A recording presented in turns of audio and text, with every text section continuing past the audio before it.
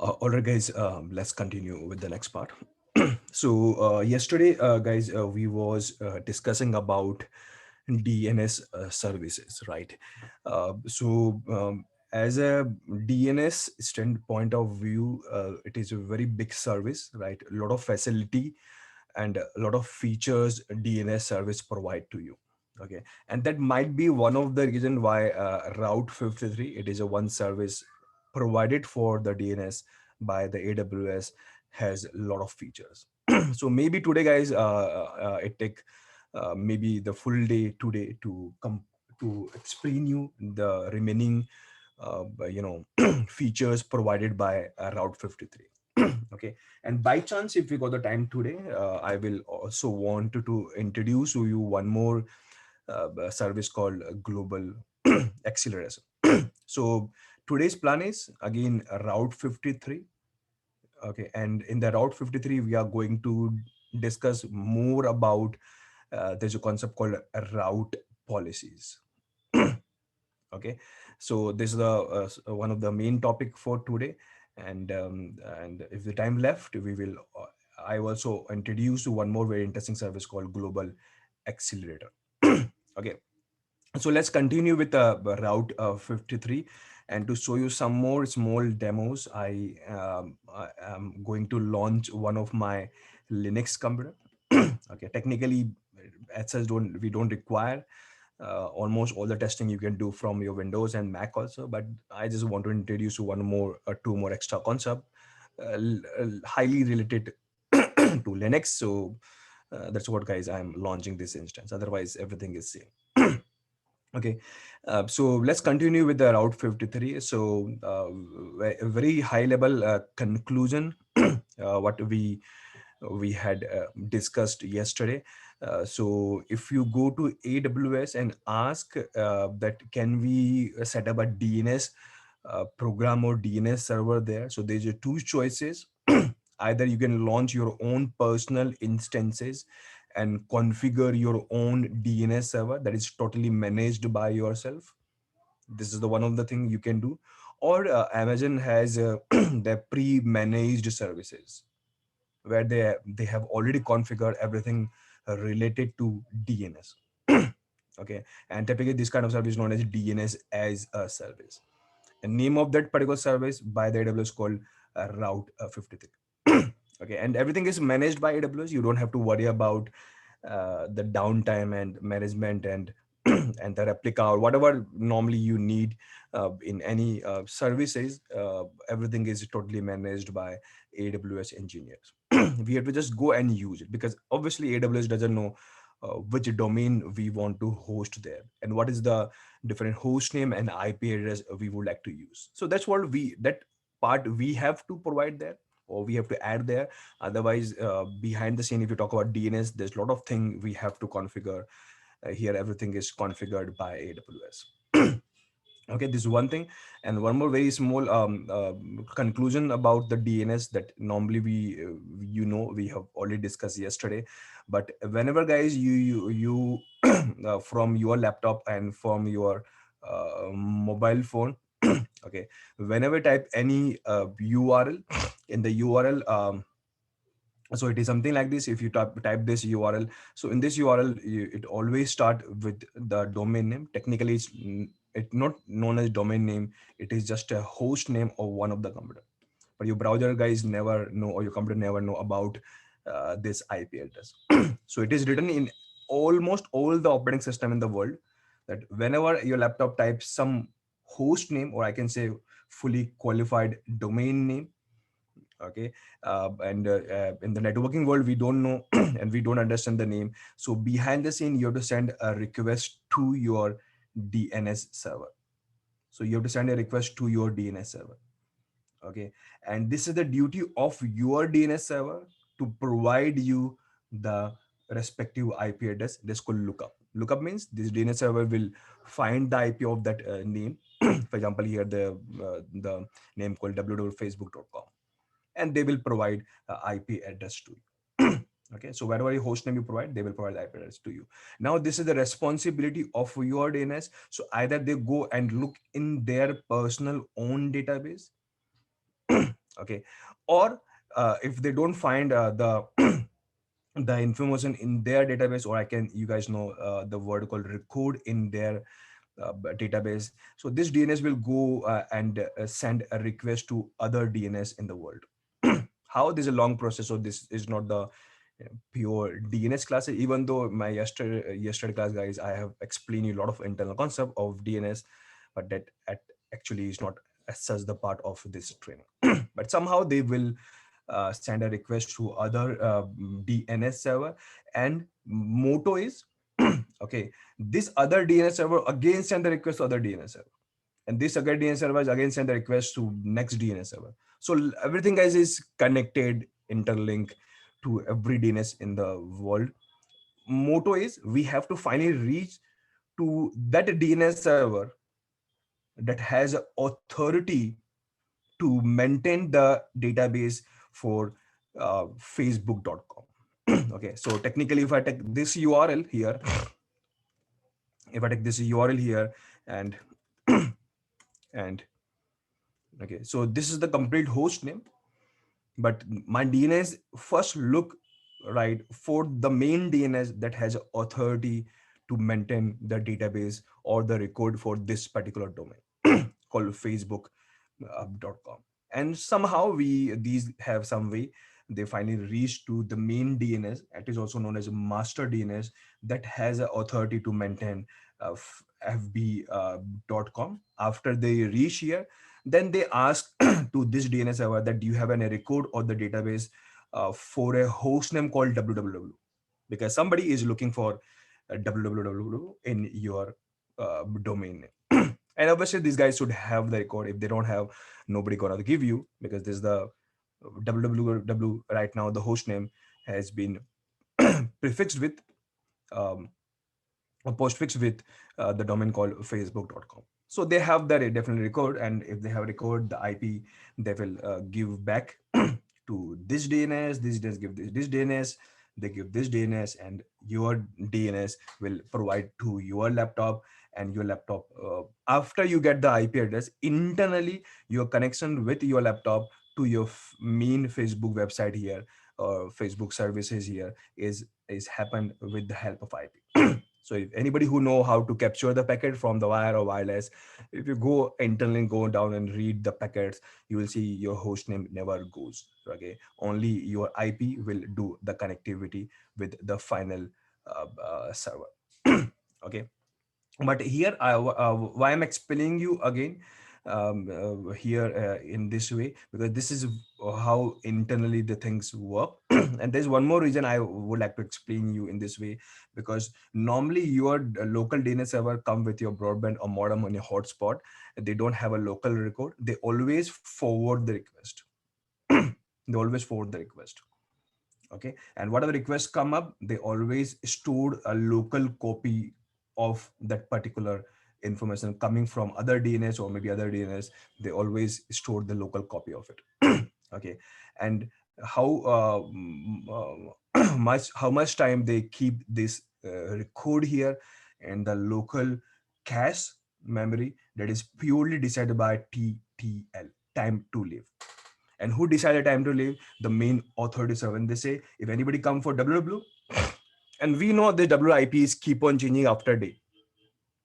Okay, so we will ask all the client that keep this copy for 1 hour or 2 hours.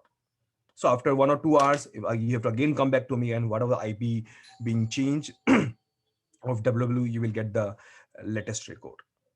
Okay, so accordingly you have to plan your TTL time to live. And guys, anybody who know ping command, also ICMP also have a TTL. This TTL is a different concept altogether, and this TTL is for the caches. How much time your local cache will store that information. Okay, and one more small thing. Normally it means normally for your laptop, it means work as a client. And guys, this is known as DNS client. DNS client always connect to a server using a protocol called UDP, because it is very frequent. Whenever, guys, you refresh your page, you first always send a request to DNS. Okay, maybe at your local DNS. Okay, so DNS is one a service that is highly populated with lots of requests. Every second, billions of requests in oral, if you talk about, come in the DNS. So I want such a protocol that is very super fast, and UDP is a very fast protocol compared to TCP. This might be one of the reasons why we use UDP, protocol in the DNS server. Okay, and normally guys, DNS server work on a port number 53. So DNS server work on this particular port number normally. Okay, and this might be one of the reason why the service name of AWS is Route 53. The 53 stand normally for the port number of the DNS. Okay, so that's why just extra knowledge I just want to update you here. Okay, but just one thing keep in mind, where that is very important for today's class. This is very high level summary what I discussed you guys yesterday. The last summary is that your laptop guys always use the IP for the connectivity to the final server. They never use the name.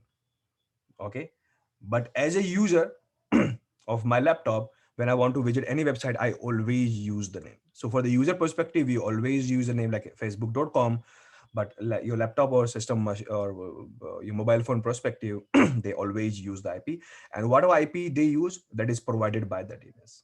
So whatever IP DNS provide to us, that IP used by our laptop. Okay, so why I'm saying this, because in today's guys, in routing policy, this concept we are going to relate multiple times. So this is a small thing, just keep in mind. So yes, yesterday guys, what we did, we had created a master DNS server, or I can say in this way also. Okay, master DNS server is actually provided by AWS by the Route 53 services. You don't have to configure, right? You just tell the master DNS server that I have one domain and I want this domain to be hosted on your server. And I want to create my database or my record in your master server. Okay. So yesterday, guys, I use our linuxworld.com domain and I hosted there. Okay. So in one master server, we can host hundreds and thousands of different domains. And that is the reason, guys, every domain that you hosted in the master server is actually known as zone.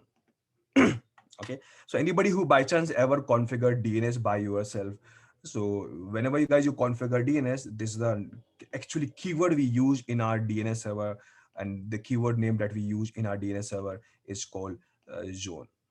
So this is what actually come from the typical DNS world, the zone world. Okay, so we don't have to worry about how to configuring the master server. Okay, but you have to host your domain there. Okay, it means anybody in the world, any laptop in the world, if they want to know your record, they have to come to you. Okay, maybe 10 different DNS server will come in between.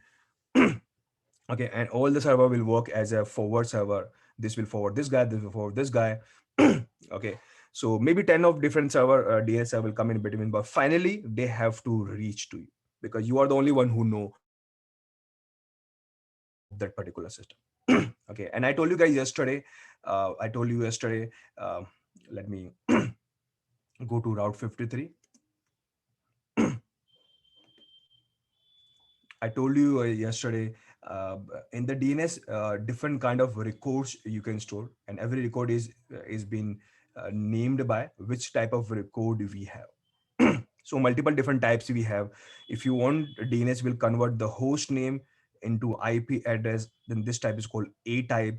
If you want your host name will convert again into IP address, but this IP is IPv4, this IP is IPv6. Then we have a type called 4As, means it is for IPv6 address.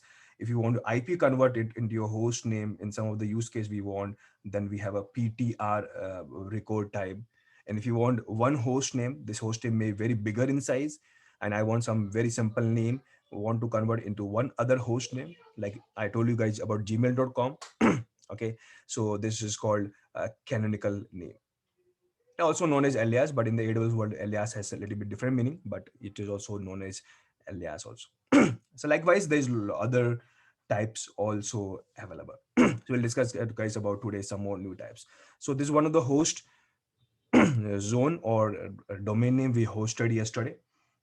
In this domain, we have a public, sorry, 5 records. And because this is public, so anybody in the world can connect and can connect to your DNS and query from your database. Okay, whatever records you have, you can query here. And for the query, okay, your need client need a program. And normally, guys, any program in the world, maybe you can use ping command or Firefox, Chrome. These are the client programs. Every program has the capability to always has a capability to connect to your DNS server and query from your DNS. But otherwise, if you don't want to use up to like Chrome, Firefox, or ping command, so these are some commands, client side command available for the DNS that is only used to query for the DNS. Okay, one of the command that is very famous called ns lookup. Okay, and this command is normally available in all the OS in the world, but there's some command that is very specific to Linux that has a more flexibility, more options they have. Okay, so one of the command that is available in the Linux that normally anybody from Unix or Linux background they use a lot. The command name is called host. Okay, so host is also one of the command that can also be used. Okay, but one small thing, guys, about Linux, then we'll come to our main topic for today. Okay, so one thing about the the Linux is if maybe if you talk about Windows also, your laptop should configure that you are a DNS client, and your laptop always know where is the DNS server is. Okay, so if your laptop doesn't know where is the DNS server, you will not able to go to anywhere in the world, because almost every time we use the host name. Okay, so for it will look like in our laptop, if your DNS client is not configured, so it look like in our laptop that internet is down. Technically internet is not down, but we are so much in habit to of using host names and the domain names. So, and we every day we use like google.com, but we don't know the IP, so we are so much depend upon the DNS. So if your laptop doesn't configured with the DNS client, okay, you won't able to go to anywhere in the world. Okay, so by chance, guys, this is the Linux operating system, but this system is work as a DNS client. And anybody who by chance know Linux, so there's a file in the Linux, the file called resolve.com. Okay, so in this file we normally configure a DNS client. In this file we'll tell that my name server is, and you guys, I told you name server means the DNS server. My name server is located at this IP. So guys, this is my actually DNS server. By chance, this DNS server is forward or cache DNS server, means running in my modem, but it work like a DNS for me. And this will handle my all the DNS requests on port number 53. Okay, if they have the record, they give me either from local database or from the cache. If you don't find, they will go to other DNS and find from there. Okay, so this is already we have. So that is the reason if I try to ping with www.google.com. Okay, so if you notice here, my ping command or Chrome, Firefox, they will contact to this DNS and they ask, I want a host name for IP of this guy. They provide the IP, and after provide the IP, I will connect. Okay, I will connect. If you notice, guys, one thing, a very interesting thing here. That's what I want present you here. Okay, if you notice one thing, guys, I tried ping command with Google. Okay, this guy, and again I try with this guy, same name. But if you notice, guys, here in both the cases, I get a different IP address. I get the different IP address. And let me do one more time. Okay, I'm trying one more time. Now you see again this IP come up, same IP come up, 2228. Again, now this time IP change 164. So this one IP again come up. Then again, let me try again 222 come up. Then 164 come up and 228 come up. So, guys, what you see here, it is look like a load balancing kind of thing. Okay, what is exactly happening here? What exactly happening here? And guys, this was the first use case that I was discussing yesterday to you, and through which actually I started the training of the Route 53. Okay, so there was a use case. There were use case you guys, most of you guys, wanted me to discuss. The use case is if you have a one load balancer ELB, and behind the load balancer we have multiple in backend instances running. And let's say this load balancer has IP 100. What if the load balancer goes down? Okay, so everything goes down. That is the reason, guys, what we always do, we will always create one more load balancer. And this behind the load balancer we put some more instances like this, or maybe like this. We also connect this instance with this one, this instance with this one. This kind of diagram I already explained you yesterday. And let's say this is one of my load balancer ELB running with IP 200. Okay, and what I do here, I will now go to my DNS and create a record and say anybody who want to go for www. For example, lw.com. Now this IP has sorry, this host name or FQDN has a two IP now, IP 100 and IP 200. So in the DNS, I will create two A record for one. So host name is one, but there is two IP address. And guys, whenever you create record in the DNS where one host name has two IP and more than two IP, then in this case, DNS automatic behind the scene work as a load balancer for us. And they work in a fashion of a round robin. Means what happened now, whenever any client use any of the client program, maybe paying Firefox or XYZ, and if the client write in the browser www.lw.com, and you guys know my laptop never connect with the host name, they always connect to the respective DNS. And after they reach to DNS, they say I have a two record, so now I decide which IP I will provide. So initially for the first client, DNS will give IP 100 to this client.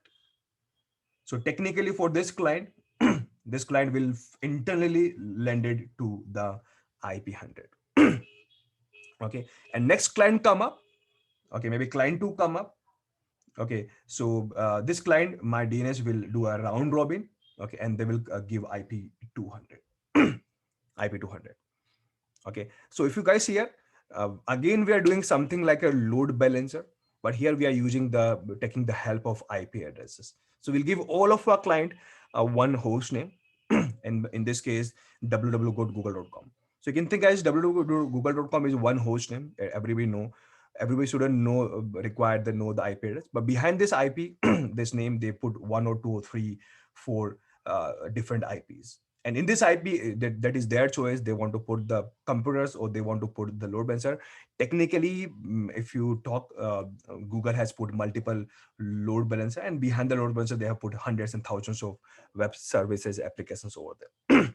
Okay, so technically, finally, you always connect to load balancer of the Google or Facebook, and they will have some backend system that is a reverse proxied. So we never know the IP address, and we don't require to know the IP address of actual Google server, because this guy is also doing reverse proxy for you. What is reverse proxy? We have already discussed in very detail. Okay, so technically, if one of the load balancer goes down, okay, this one goes down.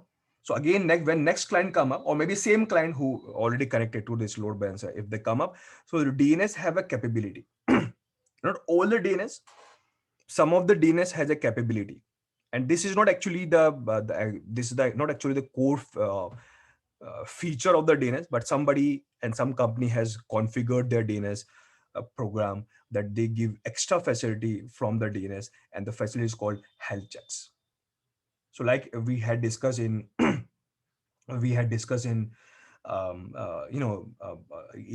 they have a concept called health checks. Same concept also some of the DNS in the market has. Okay, so if you configure in the DNS this record www.lw.com and have two IP address, so we'll ask my DNS, and we ask, can you do one thing? Keep on checking both the IPs. with some kind of health check. And guys, how health check work is the same thing what I explained you in my ELB, same concept. So just keep on checking both the IP 100, IP 200.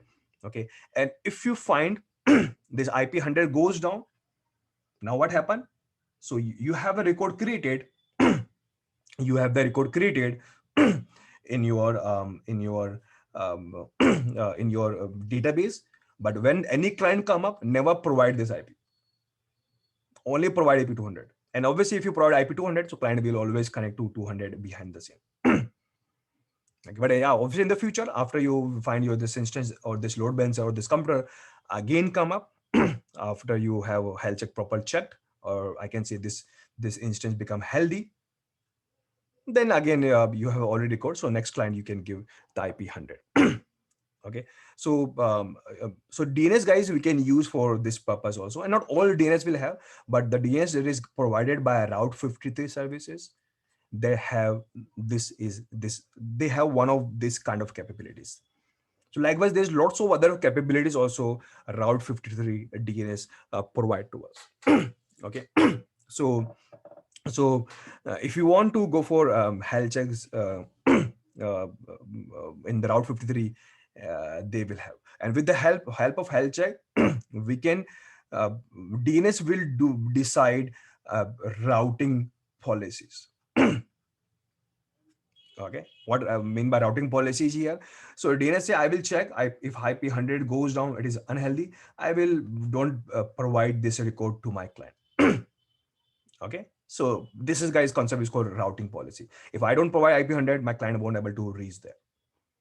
Okay, so in the routing policy, we can decide this concept that we have to check the health.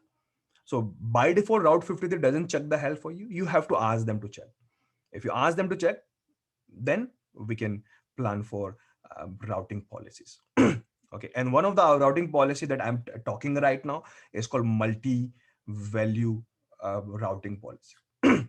So likewise, we have more routing policies we will discuss. Every routing policy is solving a different kind of challenges in use case. But if you talk about this particular use case that I'm talking about here, that you also see in the Google also. Google have multiple load balancers running behind the scene. If one of the goes down, they will never provide this IP address to you.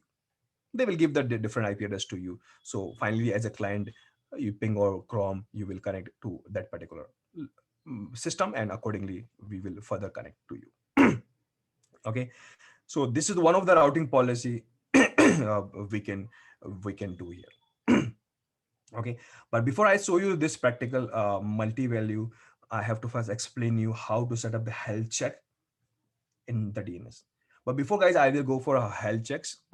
Let me first give you some more different routing policy, simple routing policy, so you guys will be comfortable with the routing policy.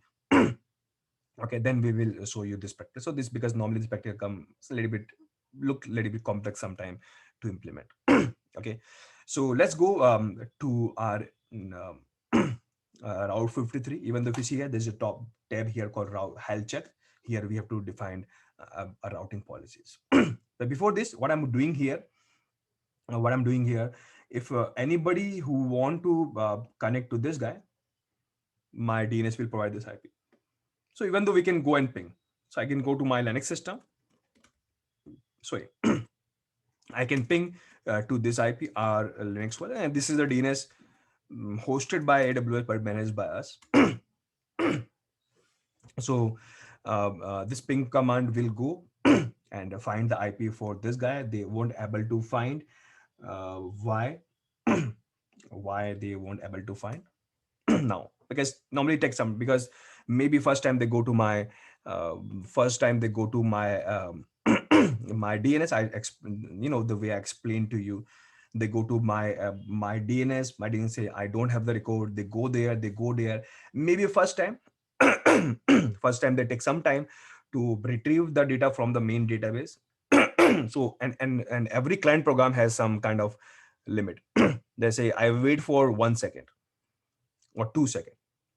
In the 2 second, if reply doesn't come, or 1 second reply doesn't come up, then it is called timeout. So my program will time out and they will stop. Those all, guys, happen actually in the first go. But in the second go, because maybe my my local DNS behind the scene fetch this query and create in the local caches, or because they have put in the local caches. So this time, guys, if you see here, this is pretty faster. Okay, again, again that again less time, guys. If you see, guys, again here, again this time the same issue come. Okay, again they not able to convert this name, but next time they can. Okay, so why this happening? This is one of the reason why this happening, because of the TTL, time to live. Maybe my time to live of this system or this record may be very less. So maybe yes, it is very less. So 30-second normally they remove the caches. This might be one of the reason, but we can check also. So we can use a host command, all right, and say, can you provide the IP of this guy? Okay, so behind this in their query, they fail. Now they come up and the IP come up, right? So now again, next time, guys, here, this is very quicker. First time they took a lot of time, but this time is very quick because they are accessing from the local caches. So you can use the host command. You can use the NS lookup command also here. Here they also tell you some extra detail that you connected to this local DNS on the port number 53, and this is the IP address provided. This is the non-authoritative server. Okay, but there's one command in the Linux that's very much powerful, and that is one of the reason I am using Linux here. The command is called dig. So this is very well-known command, normally available in Linux and Unix system. Okay, what it will give you? It will give you lots of details about this this particular host name.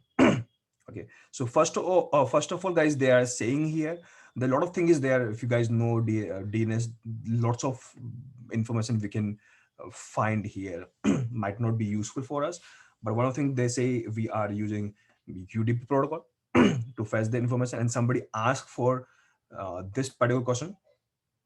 Okay, and they are asking for a record. And guys, if you notice one small thing, I'm not want to further discuss, but we ask for this domain, but in the last, guys, they add dot. So maybe, guys, in the future, if when you learn about DNS, in the DNS, the dot has a very important meaning. Okay, and you can think the main DNS in the world is called root DNS, and that DNS name is called, or I can say the domain name is called dot. And every domain in the world come under the dot. Okay, so or when you say anybody, any host name FQDN, so the full FQDN is www.google.com. That is an actual FQDN, the complete FQDN. The dot has a great meaning actually, but I don't want to discuss it further. But because you ask for a query, so they give this query to you, and some more information they give you, and the main information they give you here is the authority section. They say you ask for this query.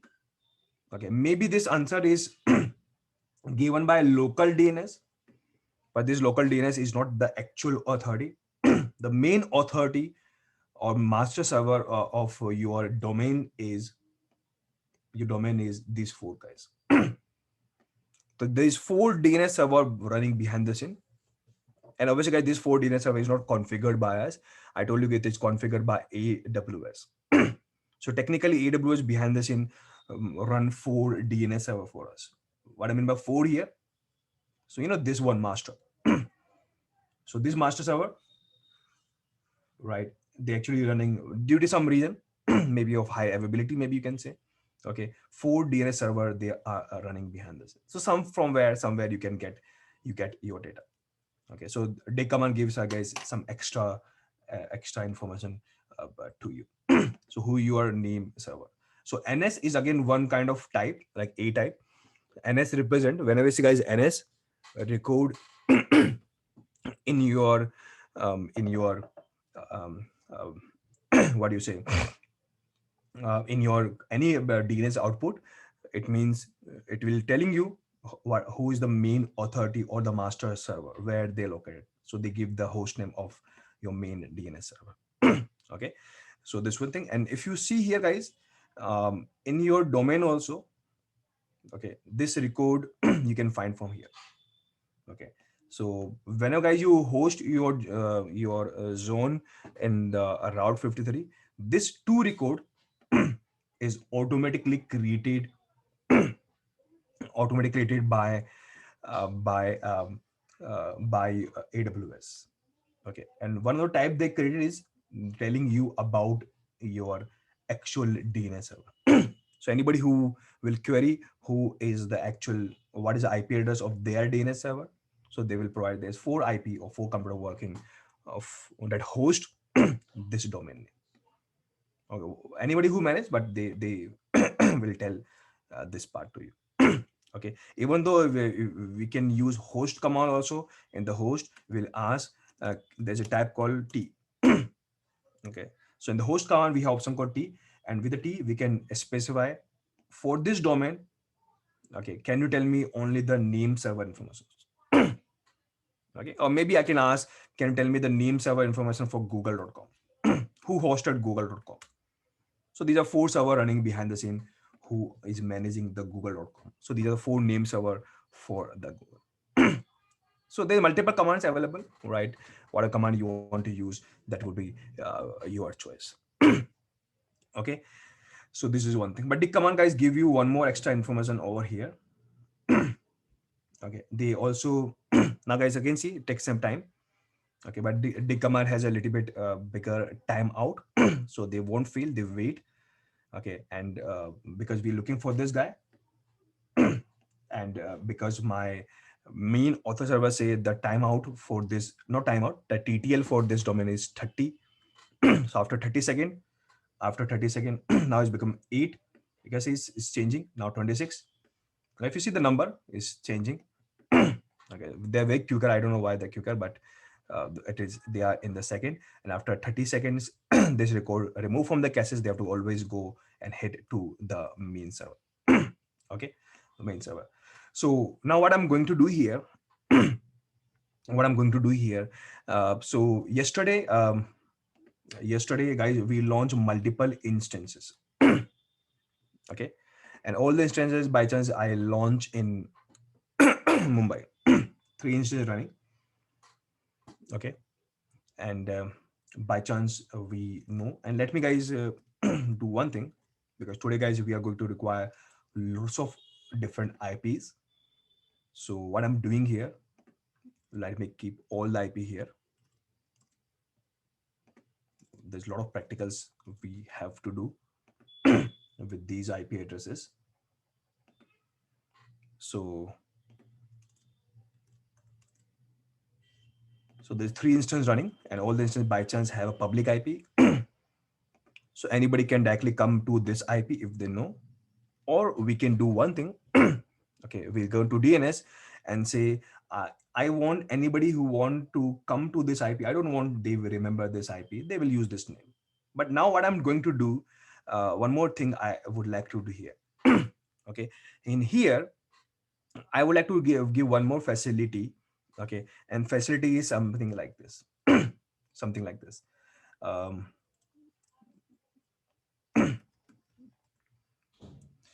so one minute.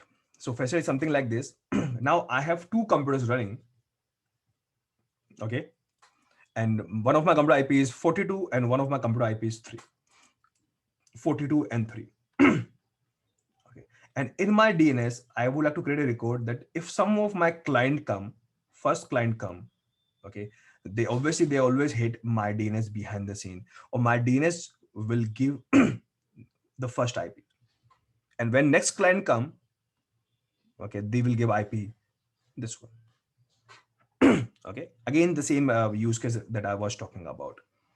Okay, so guys, this thing you can also achieve in the Route 53 service, same concept that I was discussing about uh, some time ago. Okay, you can again achieve with one routing policy called, if you see guys here, by default routing policy we have is called simple routing. If you see here, there's a lot of routing policies. There's a multi-value also that I was talking about in the example of the load balancer. Okay, but but you can use simple routing also to achieve this. But only challenge the simple routing. Let me first show you how what I mean by this. Let me show you with the practical. So what I'm doing here, I'm copying both the IP in this box. You can see multiple values we can write with separate lines. Now it means now anybody who call for this record, okay, my my DNS will provide both the IPs. Okay. So, and right now I'm using simple routing. And this is a by default routing policy. Simple means nothing special, nothing fancy. Okay. And simple also means they don't use health checks. Because if you see here, there's no option for health checks. Okay. So health check is very important for something. I will explain you again. Okay.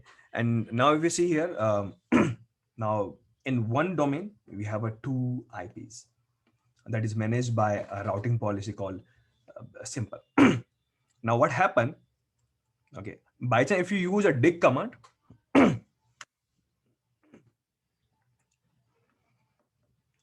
they will contact. They are going and again they're taking a lot of time.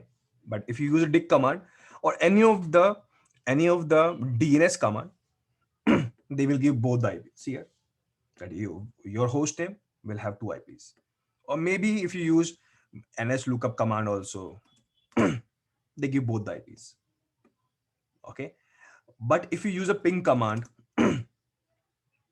okay, there's also go to they also go to DNS, but behind the scene this kind of program, like ping or Chrome or Firefox, your your DNS will give only one IP. And the guys see here, one of the IP we have connected, 42. Or if I again connect, maybe this time my IP might change. Again the 42, see here, same IP come up by chance, and now this time you see the IP change. So this is the same concept that I was talking about in the Google also. So Google also somehow use in the DNS this kind of policy, but this policy has a lot of limitations. What is limitation I will explain you, but this can be done. Okay, now this will come up, and but always it is but always now from my browser if I type this name www.r linuxworld.com. So maybe in your browser first time they provide IP, and this IP is running with a website that give this IP to you, this output to you, and maybe after I refresh you can see 142 come up. Maybe I refresh, after refresh you might see IP change. Okay, it's not changing, but I will open in one more new tab because normally your browser keep the caches. Again by chance same, let me open the new tab. See, because normally I use open multiple incognito window because they maintain the cache, but you understand guys, behind the scene they will IP changing by right chance they have the caches. But if I close all the incognito window or if I use other browser, you will see IP will change. It's not changing right now because maybe this they are giving the same IP to you. But ping command is the way you can check. Okay. Now one more thing I just want to tell you here. Okay. Now, if you notice guys here, they're giving the IP3, and if I again run, they again change the IP. But if I again run very quickly, the IP change. But you know what? Okay, if I change my TTL values, okay, let me go and change my TTL value because all this record is provided by by your cache server. Okay, so let me add my TTL to let's say 300 seconds. Okay, this is by default time. This call 5 minutes. Okay, so your local DNS, like cache DNS, or maybe your web browser, keep your caches for 5 minutes. Let me change. Now, in this case, what will happen? Let me directly show you from the ping command. So this time, guys, my ping command is going to my local DNS, and the DNS will go and retrieve the IP, and they store the IP. That is IP 42. And again, if you run, guys, if you see the same IP 42, again, if you run, again see the same IP 42. And guys, last time you see IPs keep on changing, but this time IP is not changing. Okay, why? because now your computer is not going to the main DNS. Your computer never go to main device actually. They always go to your local DNS, and local DNS say, when I requested to my master DNS, they have two IP, well, they have only provided me one IP, and that IP I cache for 5 minutes. But after you come to me after 5 minutes, okay, now guys, you still see your same IP come up, right? But after you come to me after 5 minutes, then I will again go to my master server, and this time maybe they will give me a different IP, maybe.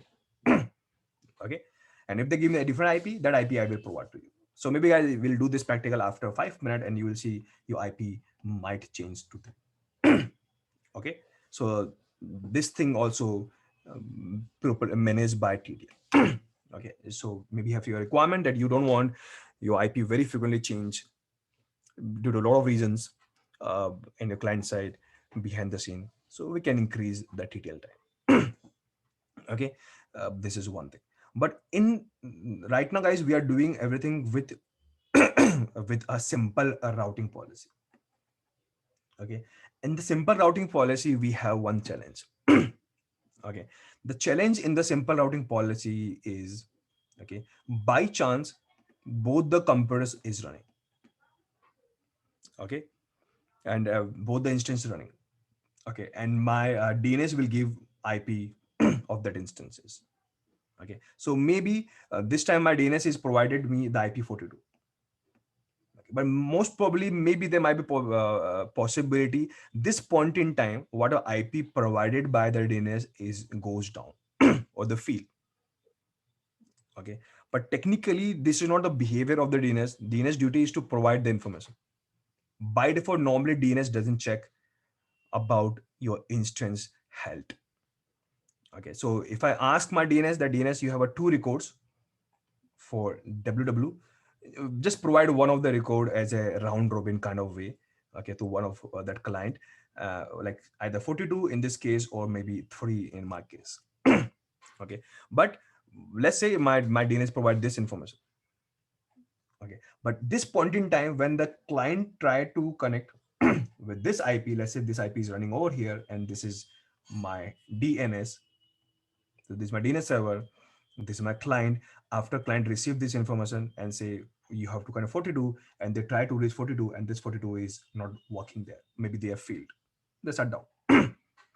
Oh, and obviously at this point in time client will have only one IP that's called 42. Client won't able to reach to this computer. Okay, why? Because there's nobody who will help us to check and to detect the health of this guy. And that is the reason guys, in the Route 53 we have a different service available that is work with Route 53 is called health checker. Okay, and what health checker will do, we can tell the health checker to keep on checking the health of these guys, IP42, IP3, keep on checking the health and update in your live database their health is healthy or they are not, and they are unhealthy. And whenever our DNS and Route 53 want this information, give them. But now how your DNS will help take the help from this information. Okay, now onwards, uh, uh, whenever next time the client will ask the IP of WW, okay, and DNS will have two IPs, IP42 and IP3. DNS will have a two IPs. Okay, but before DNS will provide any of the IP to the client, DNS will check which one is healthy. And let's say they found IP42 is not healthy this point in time, they are down. Okay, so DNS will provide this IP to the client, so the client will get the IP that is actually healthy that point in time. Okay, so before guys, DNS will look up or resolve and provide a reply to the client. Okay, they will take the help of the health checkers. Okay, and this facility guys is not available in the simple routing routing type. So providing either this IP or this IP that is available like a round robin, but before provide to check the health, that is not available in the simple routing policy. For this, we have to change our routing policy. So there's a routing policy called that look like the same practical, okay, but there's a policy called multi answer. Okay, so they will, if you see guys, they will check the health record of these computers. So multi-value we can use. And guys, you see, as soon as you select a multi-value, automatic option of health checks come in play. Okay, so this will give you options to check the health, uh, whether the record is healthy or not. Okay, but for this we have to first create a health checker. Right now I don't have health checkers here. So we don't have any health checkers here. Okay, so first of all we have to first create the health checker program in the Route 53. Okay, so let me cancel this. First go and create the health checkers. Then we come back, we'll select which health checker program we have to use. Okay, so again, still I'm using the simple one, and maybe 5 minute might have completed. Now again, my ping command gonna run, and this time if you see guys, the IP change. IP change. So why the change? Obviously, it's not in your hand. Is not in your hand. Your DNS will go to your local local DNS, and local DNS will again request it, and whatever the master DNS reply, they will cache it and they provide to you. And this time my master DNS will provide IP3. But the interesting thing here, if I go very quickly to my EC2 instances, and you know what I do here, I'll go to this computer that has IP3, and I'll just go and shut down this OS. Shut down. So technically this OS shut down. Okay, OS name called OS DNS1 is stopping. It's shut down, right? But if I again try to ping, guys, fish here, again they are giving IP3. Obviously this IP3 is not available. It's not available. So you won't able to ping. Last time you can able to ping, but it's not pingable. But there's nobody here who is helping me to find the new IP. Okay. Again, guys, here 3 IP come up. Because you're continue hitting to your local caches. And if you very quickly use the dig command, okay, this dig command is very clear that you have to wait for 211 more seconds. Okay. Or now this time maybe they have updated now. You have to wait this much more second. This much more second. This much more second. Okay. And this one more second. And by chance, you know, we know why this timer is again go to 300 second. All right. It's all again actually vary from command to command also.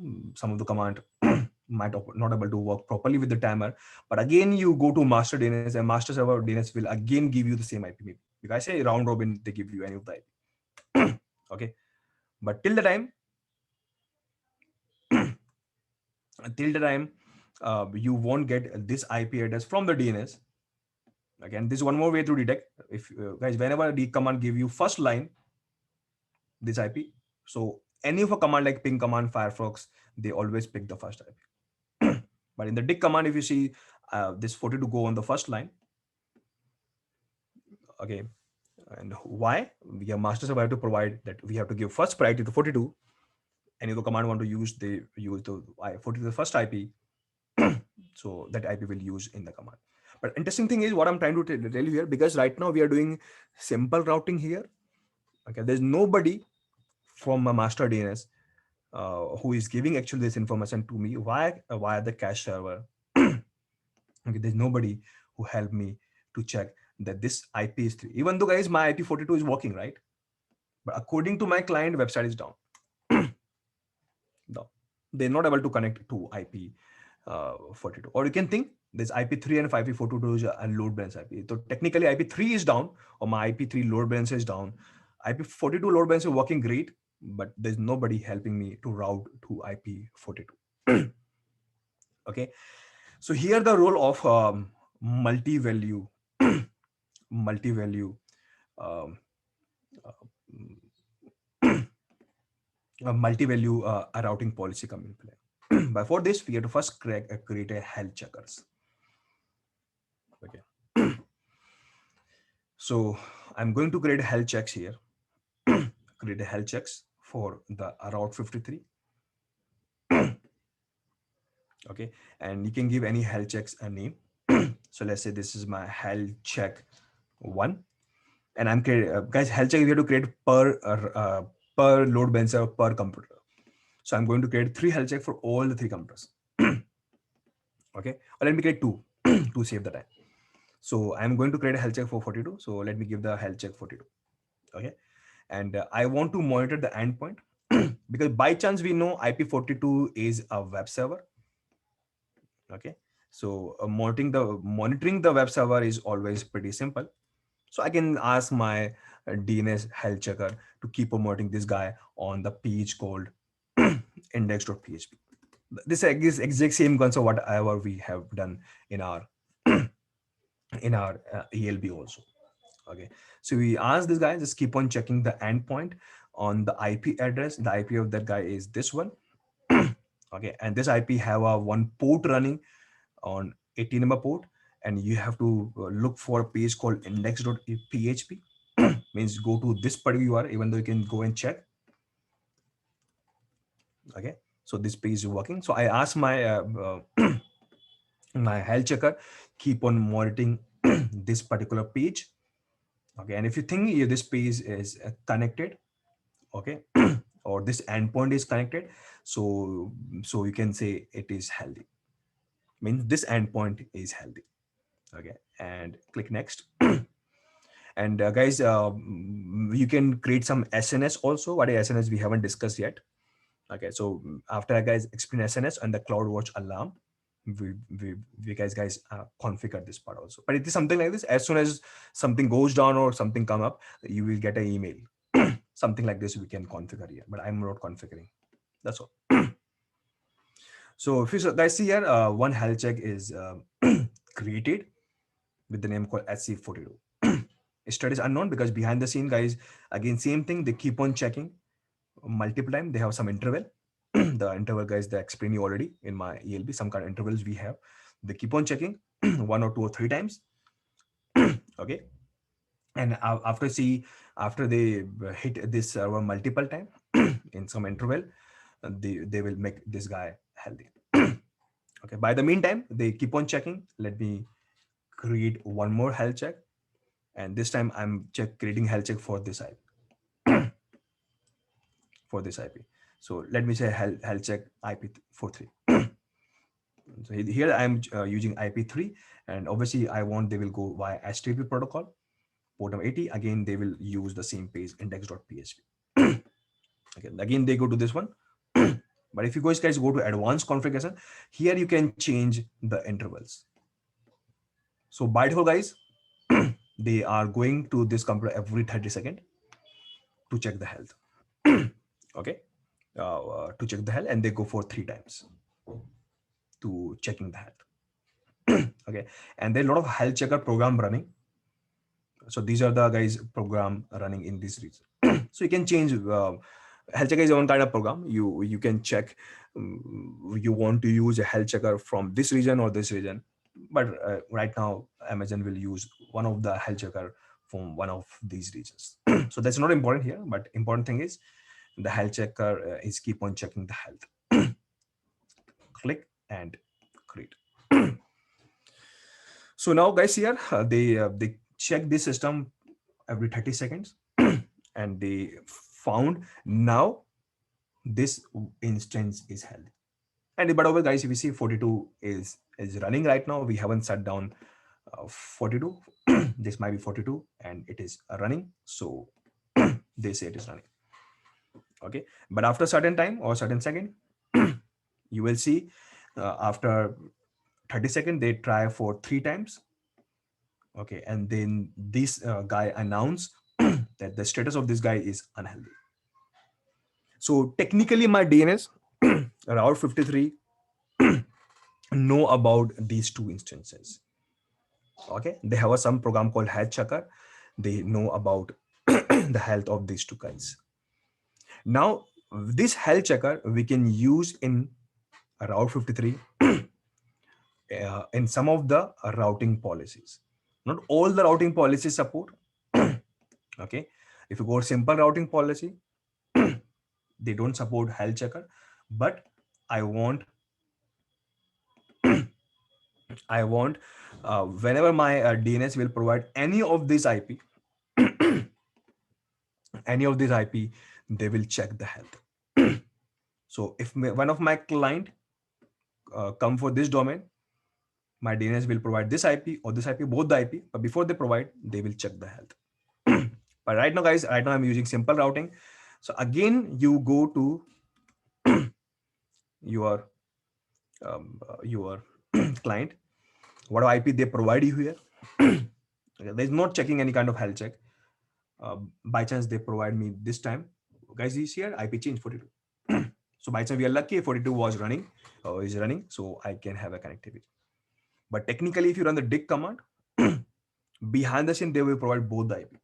Even the 3 is down, we know, but your DNS will provide both the IP. But what I want, DNS won't provide both the IP. They will check if IP3 is down, they don't provide IP3, or they only provide IP2, IP42 here. When somebody come for this particular question. So how can you do this? So for this, we have to create a routing policy with a multi-answer. Okay, and we have to create a separate record for this because we have separate checkers. So I'm going to create a record only for 42. So if somebody come for this lookup, okay, for www, I will provide this IP. But before we provide this IP, okay, my plan is to give multi-value for the name called www. Okay, but for every multi-value, we have to check the health. And because we know we have to provide IP42, and for IP42, we have created a health called HC42. So this health, I want they first check. And they found this health is healthy right now. If you see here, um, if I go to inside my health checker, this health is you already seen this is healthy, so they will provide this IP to us. Okay, and here you guys you have to give some ID here. ID is like a description. I don't know why they give the word ID. ID look like very technical thing here, unique ID, but here it is just a description. So I can say my Mumbai web server IP42. That's just some some description you can provide here. Okay, and save change. So one record we have created, it is now multi-value. Now let me create one more record. And guys, this time I'm going to create a record again with the multi-value, but by chance the name is same. Okay, technically you can't create two record with the same name, but with the help of multi-value you can create. So I'm going to create a record with again with the same name because my name is same, but here my IP is different. Okay, and obviously health check for this IP is this one. And let's say this is Mumbai web server with IP3. Some discussion you can write. And per IP you can change the TTL also. You guys know understand now the value of TTL. Okay, so your cache server will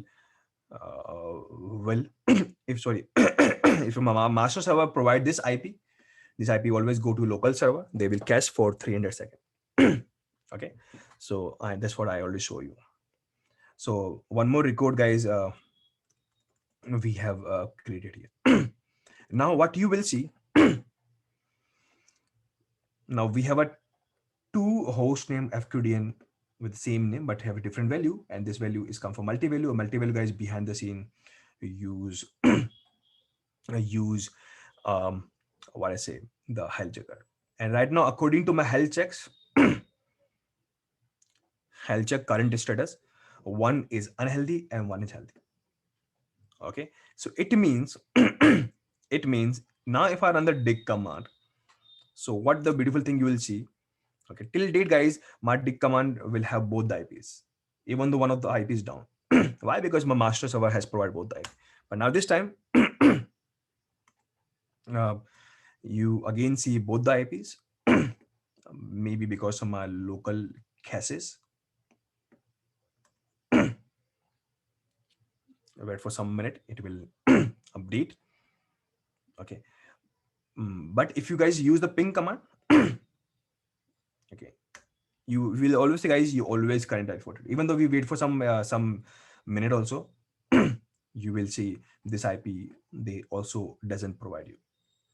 But but this time only 42 is connected. Maybe I can try one more way. If I use my Windows command prompt, you can use ns lookup command also. And in ns lookup command, if I ask for r linux world .com, again, because guys, by chance my if I use Windows and Linux, in both the case, I have only one broadband, as a one single broadband I have here as a local DNS. So, but yeah, if you see here, only one IP they're giving. Maybe the cache has been completed, so this IP giving. But again, most of guys, they give you this IP. Why they give you IP3 uh, is look very unwanted here, but technically they're giving IP42 only. There's a lot of cache server guys in between, because I told you not only one DNS is always connect to other DNS. So maybe my DNS will connect to one of the DNS that have a more caches time. Okay, and normally caches time is always governed by master server, but cache server also have a capability to increase their local time also. So my master server say I have to maintain this cache for 5 minutes, but my local cache server say no, I will keep this cache for 2 hours. And right now my local DNS might have go to one of the DNS server that have more cache time. So this might be the reason I used to sometimes this number and sometimes other number. So so that is the only reason actually, according to my research. Okay, but technically you see only 42 come up because 42 is live. Or maybe you can use debug command to see some detailed information. Okay, and you ask for this query and you got this IP. You're not getting the IP3, even though your cache is there this for more second, but even though if after you try, you won't get the IP3. Okay, because IP3 is down. But now if I start my IP3, okay, this system is down. If I start, so my health check is keep on checking this guy. After a certain minute or second, my health check will come to know this instance come up. You will see here this become healthy. After they become healthy, all right, your multi value routing policy will start providing this information also in your lookups. Okay, and we can do one more thing here. There's a tab called monitoring. In the monitoring tab, guys, you can see some kind of graphs here. So you can see the health check status of somebody. Right, so you can see here about health check, or one of the health check, this is healthy or not healthy, something like this. So some kind of graph, even though there's not a lot of data we have, but we can see the health check of 42 or 1 minute. Where it is, and health check of respective computer, 1 minute.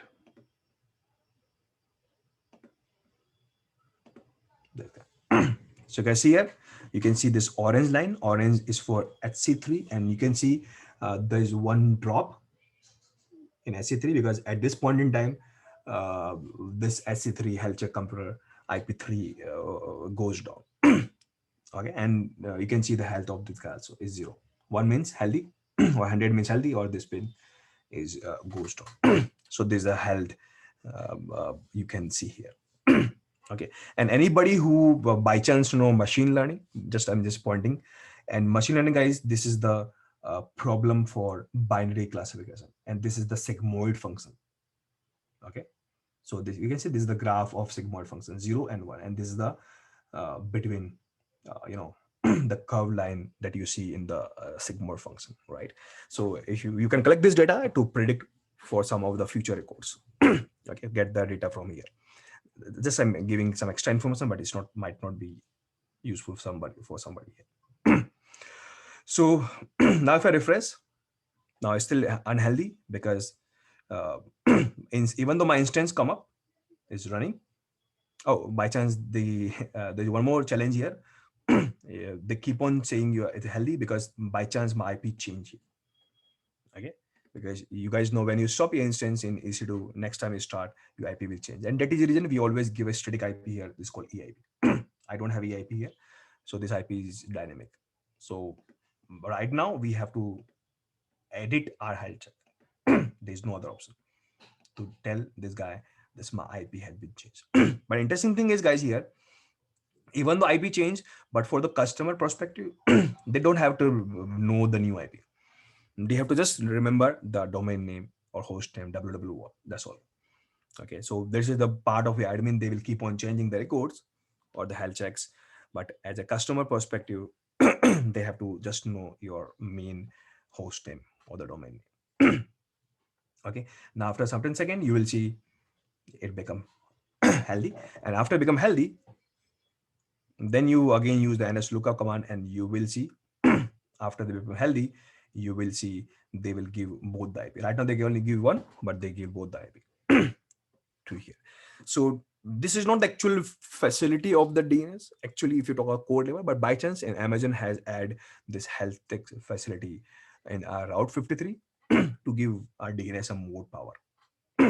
Okay, so that's what they have done for us. So like this, guys, so we have more more routing policies. Okay, there's some more routing policies, very interesting, very much useful.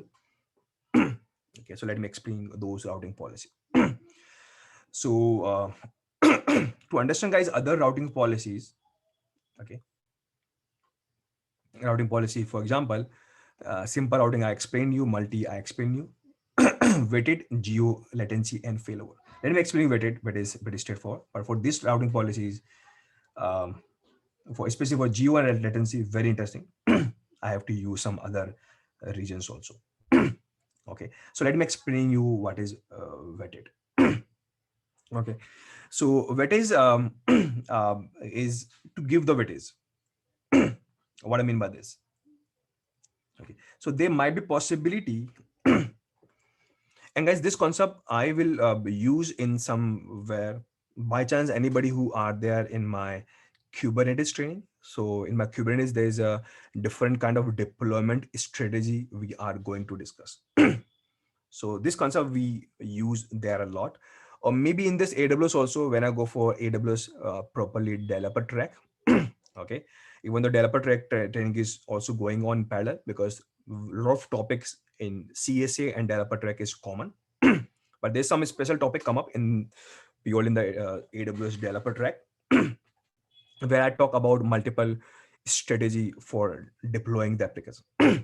Okay, so there, guys, some strategies come up like blue green or canary, or so we'll discuss that in detail.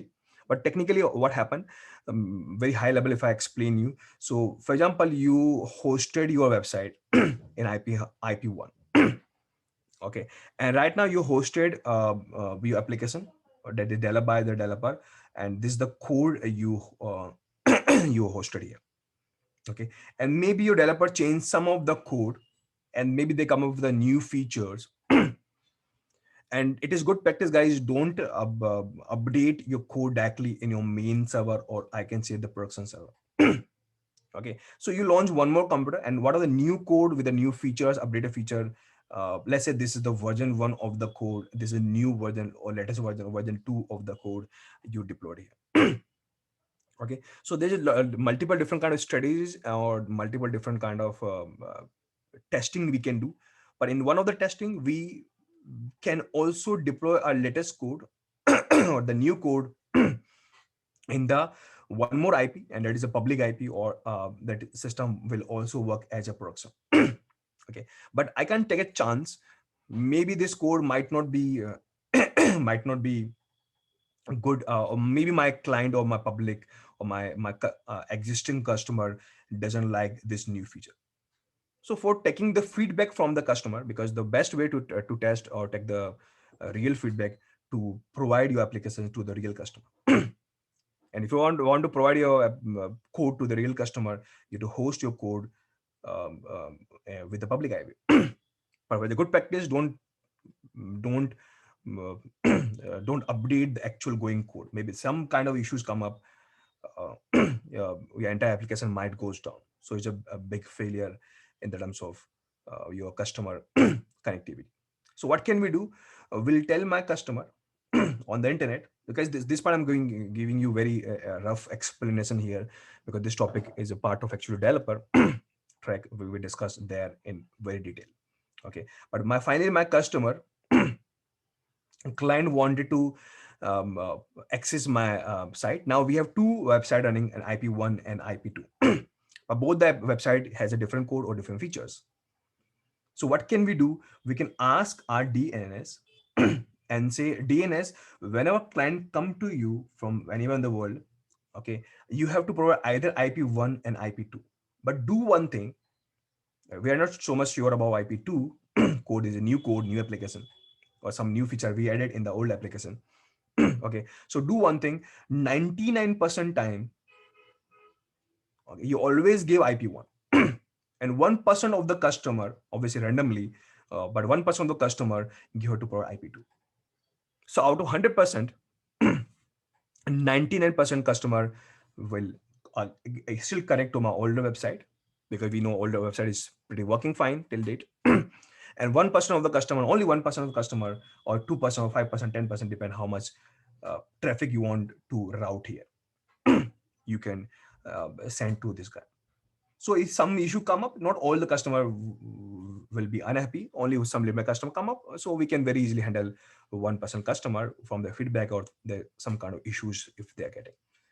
Okay, so something like this, not in detail, but something like this kind of use case we want to solve. And again, here we can take the help of DNS, and here we'll tell my DNS, give this IP 99% weight, give this IP 1% weight. And guys, this is called weighted routing policy, and this is one of the great use case that I will show you in more detail in my developer track of AWS training. But this is the one of the great use case, very much useful, and where we use a routing policy called weighted. Okay, so again, the host name is same, but we will provide two different IPs with some weight. Okay, this one. But before, guys, I'll show you this weighted. Let me again go back to the health check, because I want to complete my last practical. So, oh, it is still unhealthy. Why it is still unhealthy?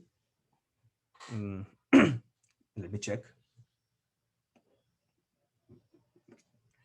Copy. Working, right? So why they're showing still unhealthy? Now, let me check. No, it's come up right. Sorry, I'm so sorry. I was actually focusing on this red bar. Now they say is healthy. In the graph also, now it's they come up. Right? And now because they're healthy, so because right now in my my zone,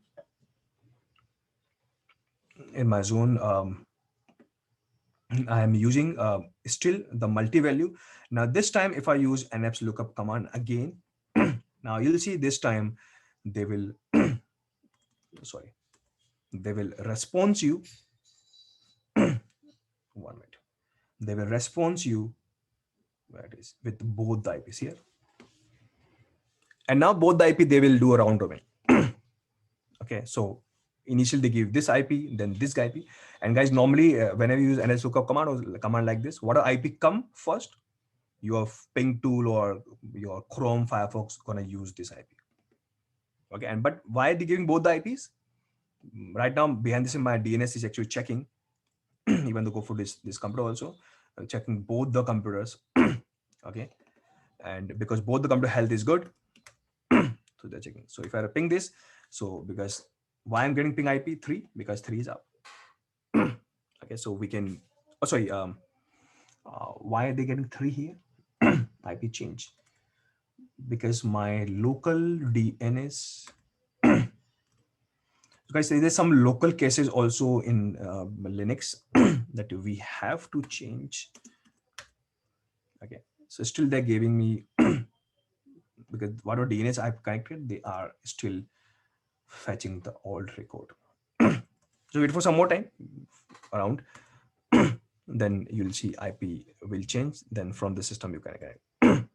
Okay, but again, this is the game of the TTL. After TTL will uh, done, then you'll see the new IP. But from here, you can see this IP was not coming in my nsuka command. Then both the IP is coming. Even though IP same IP coming, right? 118. Yeah, same IP come up. Updated. We can ping, right? But why this is not pinging? Why it is not pinging? 1 minute. We are getting this IP and this IP is live, right? This IP is live. Oh, sorry. Actually, one small thing I haven't changed. I update my health checks actually, but my DNS record is not updated, right? So I have to update my DNS record also, right? This information I have given only to health check that IP change, but obviously I will tell my DNS. But now if my client come, you have to also give the new IP, because by chance after system shutdown, my IP changed. So obviously you have to update your record also. That this is the new IP, right? So because whatever IP you write, that IP is provided by your DNS. Okay. So now this time, again, guys, this information just for some second come from local local cache server. But after this IP updated from the local cache server, guys, this is the use of TTL, right? So you do properly plan. If you think your computer IPs keep on changing, so you have to make your TTL very less. Otherwise, you will face this kind of issue. So to wait for wait for 300 seconds, or go to local cache server, restart the services, or remove the caches. There's some command there, depend upon the server to server.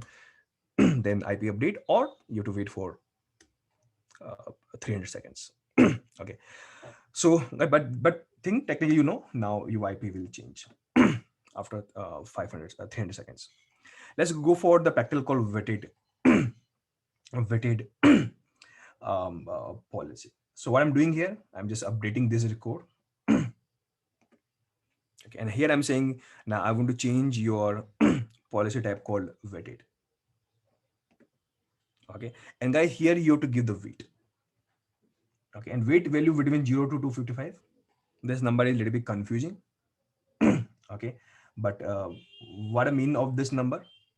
Okay, this number is a proportion actually, kind of, right? For example, if you want this computer to have a 99% weight, or let me make a little bit simple number, 90% weight, and you want this computer will have a 10% weight, okay, then you have to give some value as a weight value, and your weight value would be 9 for this guy, and weight value would be 1 for this guy. Okay, so if you give this value, the total number is 10. Out of 10, we give 9 this guy, is 90%, 1 this guy, means 1%. Or maybe you can give a value like, for example, maybe let's say 100. Or maybe for this guy, we given the value 10. So total value is 110. And out of 110, this plus this, 100 we have given to this guy. So around 10 by 11, around 90% weight we have given to this guy. So any value you can give, but you have to properly proportionate it, right? But to make it simple, we can give the weight like this. 9. Any number between this you can give. But 9 means there's no meaning of 9 here till the time you give one more weight to other computer with the same name. And if other computer with the same name, if you give the 1 as a weight, and because you're using two computer of the same name or two IP of the same name. One, but somebody you give 9, somebody give 1. Total number you give 10. But out of 10, this guy you give 9. So this will have a weight of 90%. And that while that computer will have a weight of 1%. So like this, it calculate. Okay, simple mathematics here, proportional, they will send the query. Or you can think in this way also, out of total 10, 9 requests go here and 1 request will go to that computer. You can also think in this way also. Okay. So this is a one of the weight I'm creating here.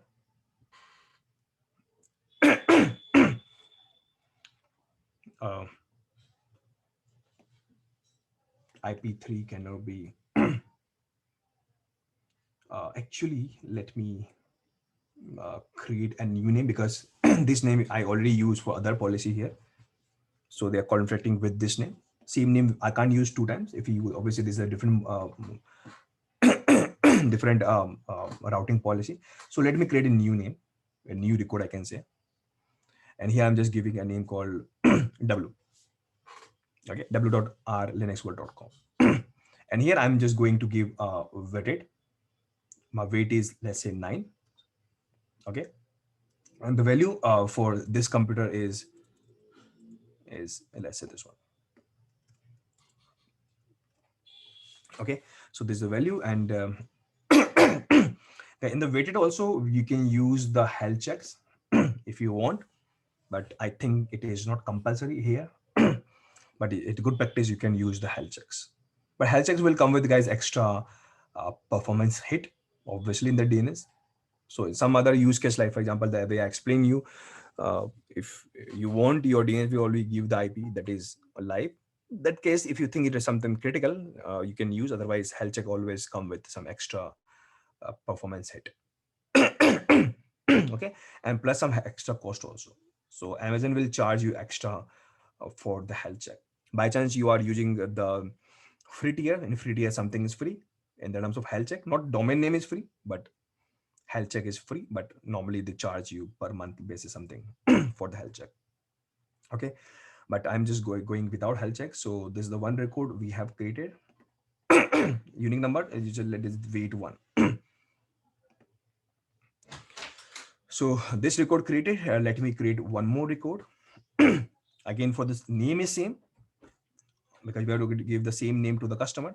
But here this IP will have on one weight. So out of 10, 9 requests will go that guy and 1 request will go to this guy. Okay. And IP of a new computer is this one, because my IP was changed actually because I restarted. So this is the IP. Okay. And that's all. So if one computer host name is, let me use, wait, some unique ID you can give. So two computer, two IP, sorry, have a same host name, and because they have a weighted policy, and total sum of this weighted policy is 10. It means out of 10 requests, 9 requests go here and 1 request go here. But if I add one more to clear this concept, if I add one more computer with the vetted policy, okay, and by chance if I give, for example, some number 3 here, okay, and the third IP is, let's say, this one. Third IP is this one with some random ID I just put here. Okay, now you might understood very easily the meaning of this number. Okay, now this 3 IP has the same DNS name. So whenever any client connect, my DNS will tell we have a 3 weight 9, 1 and 3. Means if you total sum, this guy is become 13. So in the total 13 request, 9 requests will go here, 1 request will go here, and 3 requests will go here. Then 9 requests go here, 1 request go here, 3 requests go here. So you can, guys, think in this way also. Or you can calculate the percentage also. So out of 13 divided by 9 divided by 1 divided by 3, you will get a percentage also, 80%, 10% or 20%. you get also. So you can think as any of the way, but that much weight traffic will go to this IP and this IP and this IP. Okay, this is how guys weighted policy work. And again, if you use again the ns lookup command, okay, and you will see by chance they give you only these two IP by chance guys, again because of the cache, my caches local caches maintain the last two record. But after 5 minutes you again go, and this that time you will they will show you all three IP, but the first IP they always show you 9 times this one, means 9 requests always go to this IP. Okay, so you wait for 35 300 seconds because of the TTL. So we'll check this part after 5 minutes, or we can very quickly just go and edit these records and just very quickly change the time, let's say 10 seconds. It will be create a faster caches for us, or faster they will update the caches for us. So let me change all the timer. Okay, it's called TTL. I think they auto update for all the WT code. Okay, but let me check this also. Let me check. So next time, right now, because my local caches also have a record for 5 minutes, but when next request goes, my local cache updated and say only keep the caches for this guy for 10 seconds. Okay, so we will give that particular percentage of weight to the traffic. So this much minute on left, then cache clear, we again go back and you'll see three IP come up. But first IP means this IP will have 9 weight out of after 430. Okay, so this is guys the the vetted policy. Now there's two more I think three more policies we have. Okay, and one of the policy is very straightforward. Okay, and the policy is called failover. Okay, so what is the meaning of failover? So it is a way to implement the high availability. Okay, what I mean by this, if you want to configure a web server, let's say an IP number 1, okay, and you want when any of the client want to connect, and guys, obviously if you're using DNS, it would always I don't want to use the IP address. I would have to give a client a IP address. So let's say my client, if they come on IP host name A, my DNS will provide IP1, and because my DNS will provide IP1, my client will connect to the IP1, and they will see this site. Okay, but what I want, my DNS will give one more facility to us. Okay, my DNS is keep on checking the health of this guy. If they found health is good, they keep on giving the IP1. Okay, and always IP1. There's no round robin, there is no load balancing. But as soon as my DNS found the IP1 goes down or the fail, they will automatic do the fail over to next IP2. Obviously IP2 will configure with the same web server.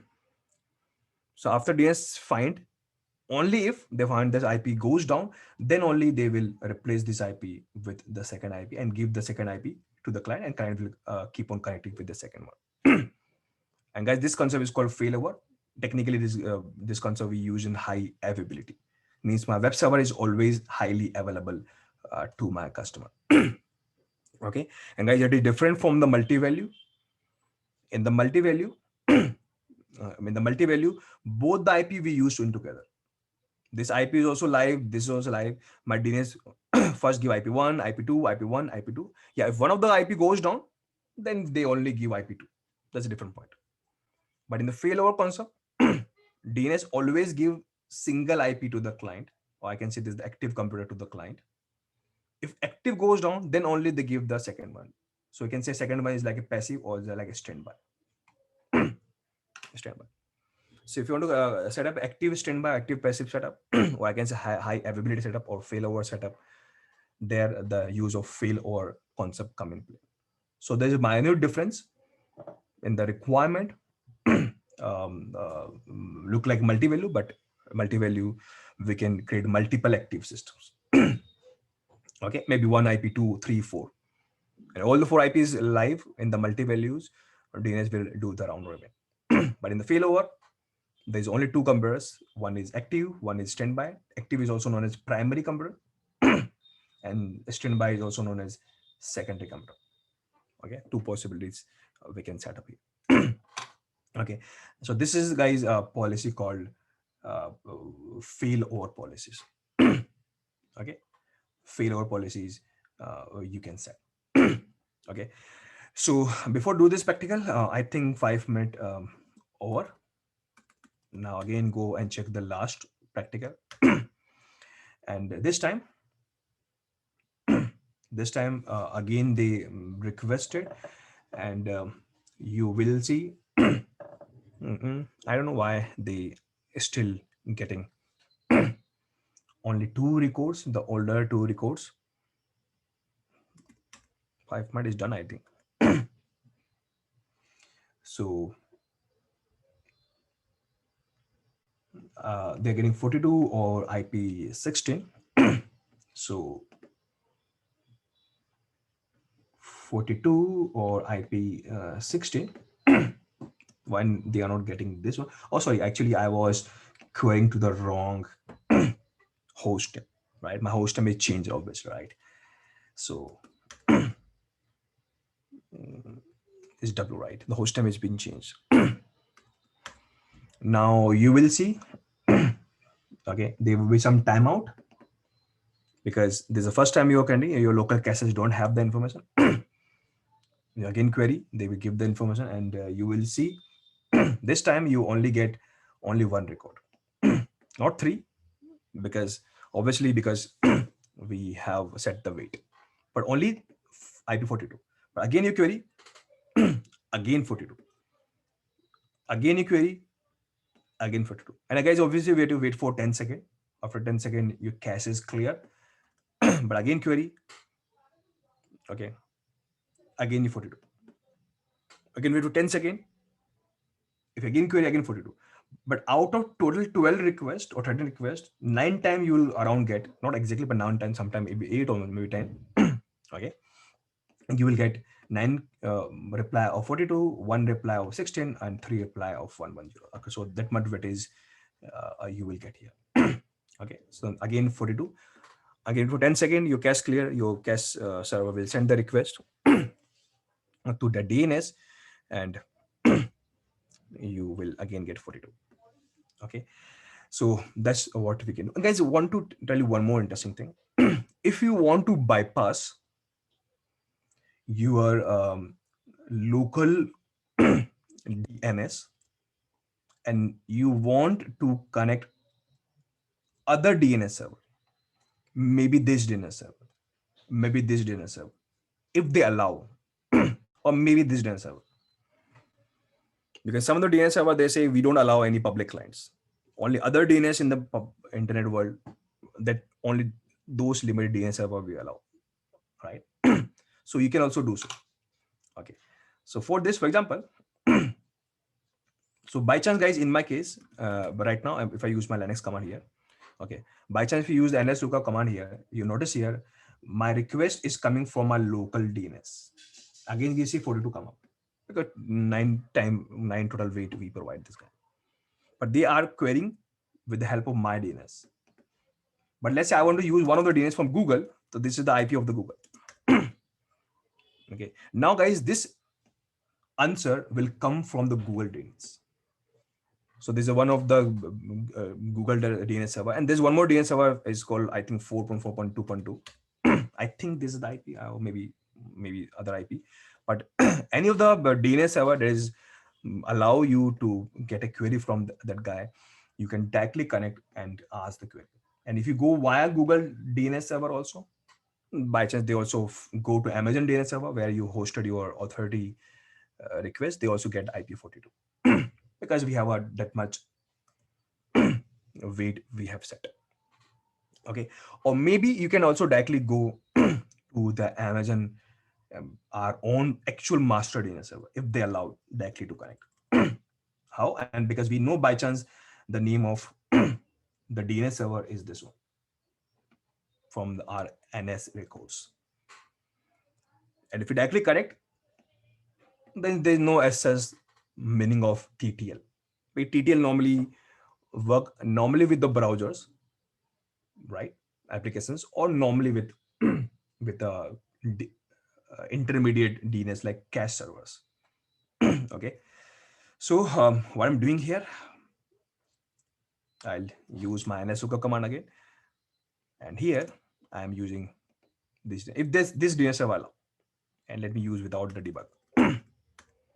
Okay, so I am directly connected to this DNS, and this DNS is actually my personal master DNS. Okay, where actual record is stored, and they give information to me. And now time you can see this time I get 16 because around 42 or 9 times we might have already get 42. So now this time they give 16, and now this time they 110 42 110 110 42 42 42 110. So you can see here mostly they give 42, rarely they give 16, or around 3 times they give 110. So not exactly, but out if you generalize in 1,000 requests, 900 requests come from, 100 requests come from this guy, 3 requests come from. So that much you can see. So what is benefit to connect directly with this guy? Just for testing, otherwise I have to wait for TTL time. So we can directly query. There's no meaning to contain the caches, and we can directly query with this DNS. This is also one great thing you can do. Okay, if you don't want to worry about the caches. Okay, because ns lookup command doesn't maintain the caches. Caches is either maintained by a centralized your cache server, cache DNS, your local DNS, or maybe from your browsers. Okay, but ns lookup, ping command, these they don't maintain a caches. Okay, so this is guys a concept of vetted. Let me create one more type of record. Let me give the host name called F, and this is the failover, and one of my value for the failover is 42. Okay, and let me change the time 10 seconds. And failover record type is primary, secondary. I say this is active, primary. So when any client connect to F, they always give IP42. Okay, till the IP time IP42 goes down. And how we check IP42 goes down? With the help of health check. And guys, here health check is compulsory. There's no option to optional, right? So we have to give the health check for 42, and just give this health check failover one, whatever you want to write here. Okay, that's all.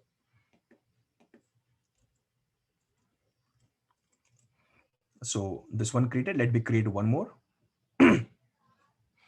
Again the same name, because client will always have a same name, one one name, but behind the same multiple IP work for different routing policies. And this time the IP, because my IP was changed actually, so let me also update here my IP change. So I want this IP to work as a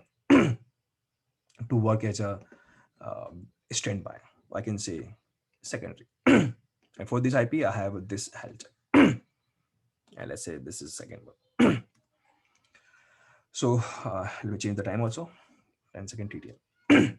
Okay. Now this time, again, it look like a multi-value. Okay. Two IPs have a one same name. Two IP has the same name. Okay. But one is primary, one is secondary. Okay. So it means anybody query for this request, they always get IP42. till the time IP42 is healthy. So in my case, IP42 is healthy. Okay, so it means if somebody do query, they always get IP42. Okay, and obviously, if you connect to this side, you always get the reply from IP42. So this is the output for that particular website come up. But if I make the IP 32 42 down, so this is IP42. If I stop this instance, so technically this instance fail. Okay, and now again if I connect, you will see again IP42, again 42. And guys, this is not good thing. It's not good thing. Technically my IP42 down. My client is trying to connect, they stuck. See here, they stuck.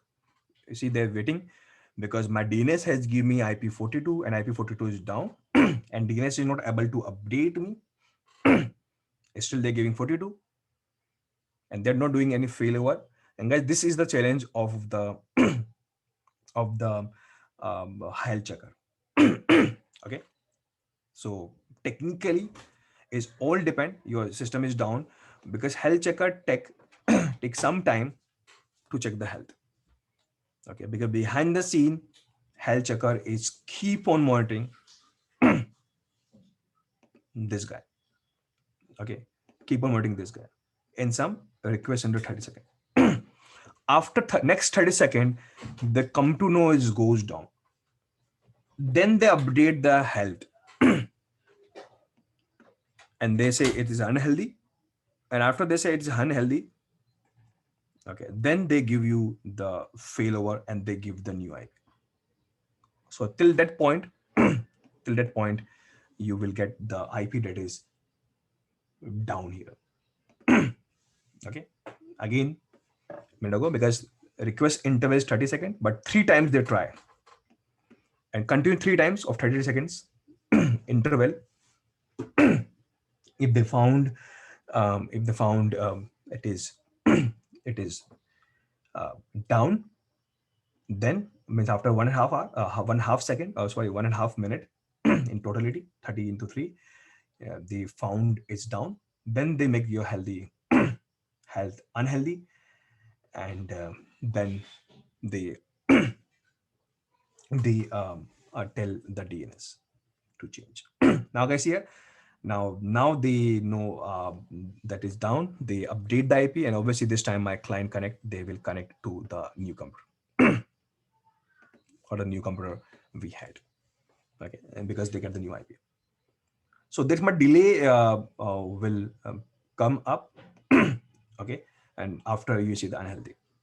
So to minimize this delay, you just decrease the request interval or failure threshold. Maybe you can make it 1, or request interval to 1 second. So lesser you have, later faster you have a failover. But technically, DNS is not actually meant for doing proper failover. Technically, applications or the app server has a great facility for high availabilities. So anybody who know about some kind of application server like Tomcat or JBoss or WebSphere, okay, they have a great facility of failover of the things, right? But DNS somehow where we can use, at least we can ask DNS. We might have multiple IPs, and just provide this IP uh, to the client, and maybe if IP is not available, then provide this IP. But further part of the failover, we will do with the application. So maybe in my developer track of AWS, we will talk about application level of failover that will be more crispy and more powerful. Okay, but I just want to tell you why I think you also understand the meaning of this keyword properly by this practical. Okay, so this is again one kind of uh, I can say routing policies. Okay, so these are the two main policies uh, where they normally use health check. Without the health check, they don't work. But other records, we don't properly require the health checks, like simple routing, vetted. Okay, and there's two more very much interesting. You will definitely like. Okay, uh, definitely like this kind of routing policy called geolocation and the latency. Very powerful, right? Very much interesting also. I don't know, have you noticed this part or not? Sometime, guys, if you might see, whenever you type www.google.com, most of the guys time you see, if you're from India, this domain is automatic change from google.in. From UK, it will automatically change to google.uk or EU or US. Okay, means Google say I have a lot of server across the world, across the continent, across the across the countries. So obviously, if you are from India, obviously I won't take you to the US Google server. So whatever the nearest Google server you have, okay, I will give the IP of that Google server. Okay, now there's two choices. The nearest server they want to connect, or they want to connect fixed. For example, if you come from India, we always connect to the server. If you come from Singapore, we always connect to the server. So there's two different kind of planning you can do here: country wise, continent wise, or the nearest one. Okay, so here the role of geolocation and the latency concept come in play. Okay, very simple topic but very much interesting. Most of the global company MNCs websites or global companies use this feature a lot. So DNS is the one who help to connect to the nearest one, and this is the actual concept that is actually used also by CloudFront behind the scene. CloudFront will automatically detect the nearest edge location. Okay, so they use actual latency routing behind the scene to connect you with the nearest edge location. And one more interesting tool provided by AWS called Global Accelerator, they also use this concept. Okay, so guys, this is a simple topic, but I don't want to discuss this topic today. In my next class, I will give the demo of these two topics. Okay, one of the reason is for this topic I have to launch some more instance in different countries, so I can show you this things practically. Plus my global excel topic is a continuation of this topic. So in next class I will cover these two mm, routing policies also, and then the global accelerator also. Otherwise almost all the concept I explained to you, and I already told you guys in the DNS alias and the CNAME has the same logic, but by chance in the AWS alias is a little bit different than the CNAME. If you enable the alias, they give you option to route to respective endpoint. Okay, so you don't have to manually select. You can, they ask you to select the respective endpoints. Okay, plus one more thing they give you, they also help you to check the health also. So this is the extra benefit provided by the the alias keyword. So they also have a health check, help to check the health check. You don't have to configure the health checker here. They will have inbuilt, because these are internal resources of the AWS. They know how to check the health of these guys. So there's extra benefit they give you. But otherwise, if you go to canonical name, CNAME, they don't give this much facility. You have to manually type the IP, and there's no option for health checks. So guys, this topic is very much important in the terms of CSA examination. Lots of queries asked and a question asked from this topic, but for real world also, is very important. I've explained you multiple different use cases that can be solved by Route 53 in the real world. Okay, so that's all for today.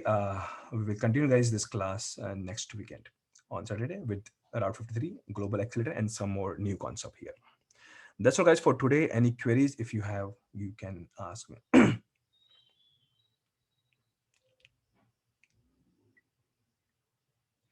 Somebody asked me, can we buy a domain from GoDaddy and can I use in AWS? Answer yes.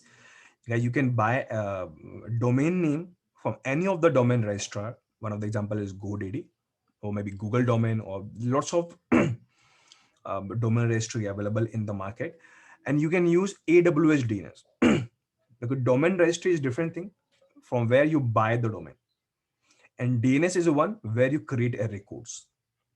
Okay, only thing you have to do, if you go to, if you buy your domain like vimal.com, for example, from GoDaddy, so after buy, they will give you option where you can update your DNS record.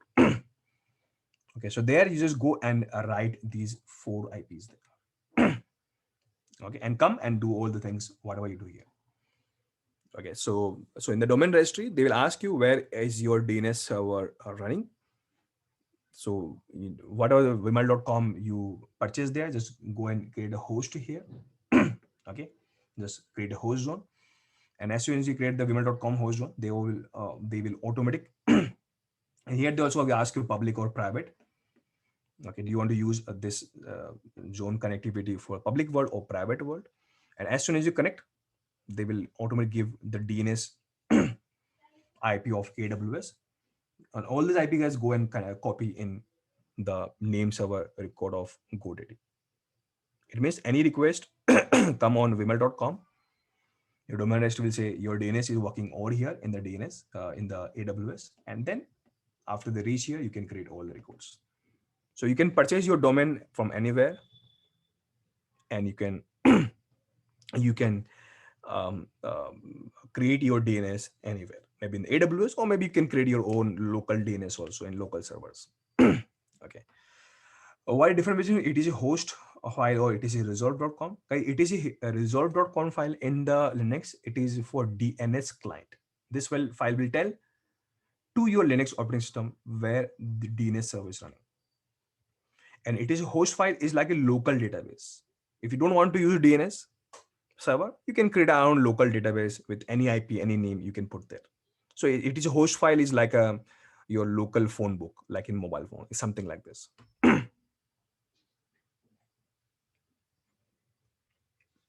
How to add a whole packet as a payload and other packet.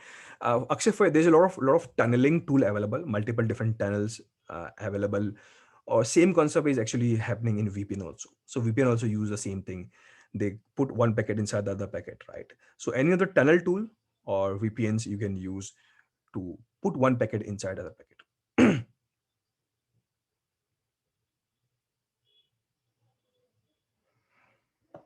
What is zone? You can think zone is equals to your domain name. Okay, you can think. But in the DNS, whenever you host any domain, it is actually known as zone. Or you can think zone is uh, equals to your domain name. So Devasis, guys, if you want anybody want to know the name server, you have to use the domain name. Devasis, you haven't used the domain name. You use www.rlinuxworld.com. This is the host name. You have to ask host command, then hyphen t, then space ns, then space rlinuxworld.com. Okay, don't use any host name in the front of it like www.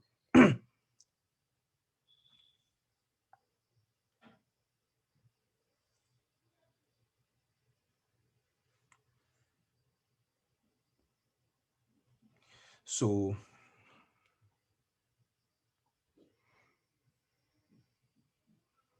So is the forwarding DNS is a program in a laptop, and it's the same program called cache only.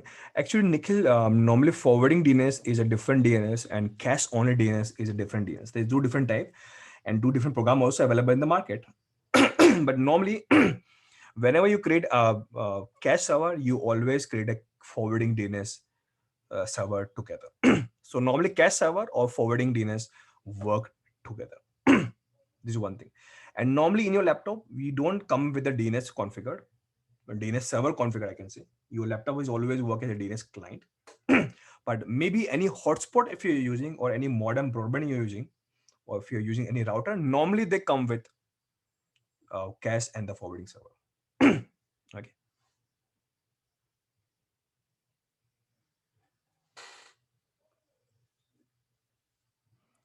No, so if somebody want to do directly go to IP address. Okay, so if somebody wanted to directly go to IP address, here they are trying to bypass the DNS.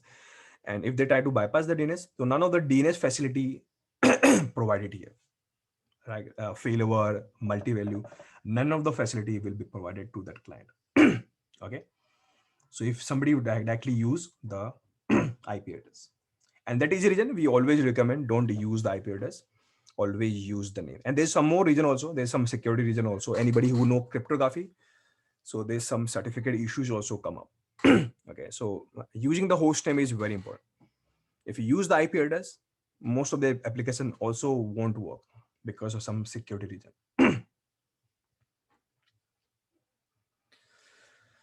So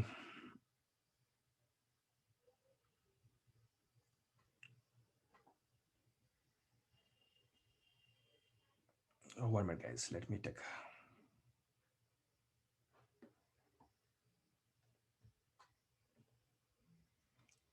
Yes, Akshat, almost all the public cloud are similar. Their terms may be different. The service name may be different, but logic-wise, they are same. Uh, uh, does master DNS and authoritative DNS are same? Yes, Nishant. Master DNS and the authoritative DNS are same. Okay.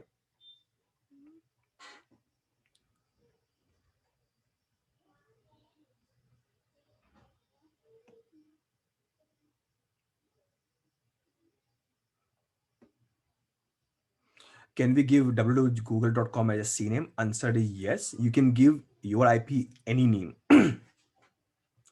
Okay. Technically, it work, but it is not under the law of cyber. It don't allow.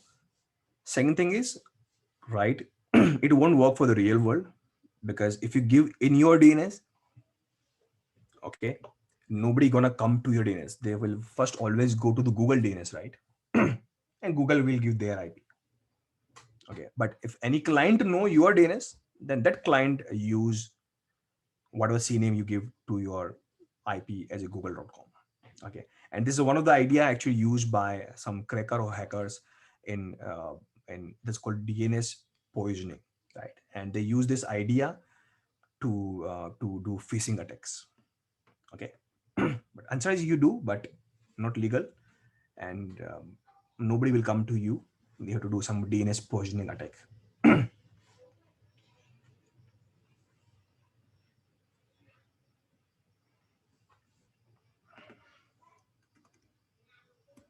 So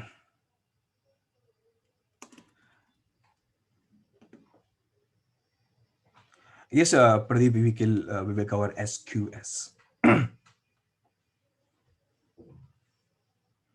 Aditya, yes, if anybody want to uh, do purchase a domain name, you can invest, guys, at $12 if you want. Otherwise, we can practice in other way also. Maybe in my next class I'll show you. We can create a hosted zone here as a private. Okay, so you can't practice from a laptop, but you can launch some instance in the AWS and you can check and practice from there. And that private is free. So you can't use in the real world if you want to host your real website, but for just for practice, you can use private zone also.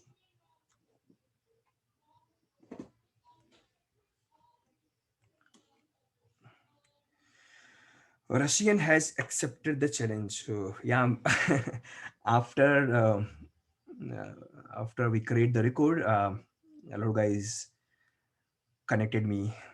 Okay, it's good, right? Having a good challenge is good for everyone. We learn new things. So that's all, guys. If you practice this, most of query you asking uh, solved, guys. Okay. Otherwise, in next class we will touch other queries here. That's all, guys. See you in the next class. Bye. Take care.